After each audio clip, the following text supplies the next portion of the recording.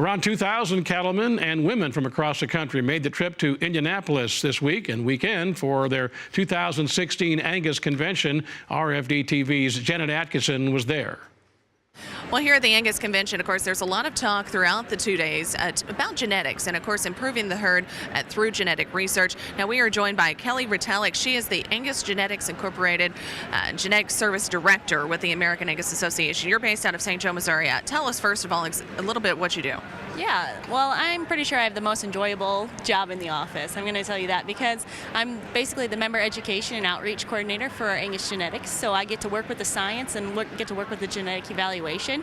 Basically, I get to spread AGI's message. I get to go out and I get to help educate members and commercial beef producers about what we do at the association and how they can use our genetic tools to really make progress in their herds. Well, how is AGI working to advance the herd for cattle producers? Yeah, so we have a team of research geneticists that work at the association that are always looking at new technologies. Obviously on the forefront right now is the genomic technology, and you know, really what we're trying to do is we're trying to stay on the forefront of this research, stay on the forefront of this genomic technology to make sure that we're incorporating all the working parts into our national cattle evaluation. And that's really what we can do as AGI to really progress the beef industry, creating EPDs that are more highly accurate, that really help us to increase the rate of genetic progress we're making in our herds, to really build a better beef for our consumer. And correct me if I'm wrong, but does AGI also initiate some research efforts? Yeah, we initiate several different research efforts, mainly for our association members, obviously. And some of the research that we're working on right now is with novel traits such as a tenderness EPD to help them start to increase their marketability of their beef products for tenderness. Another type of research project that we are working on is a high altitude disease EPD that's really going to help us with some of the regional EPDs that our producers need to be able to increase in their selection and to increase their overall value of their herds in different regions of the country. And I want to point out, Kelli, also, you grew up in the Angus breed. So you raised Angus as a kid, and now you're working in the organization.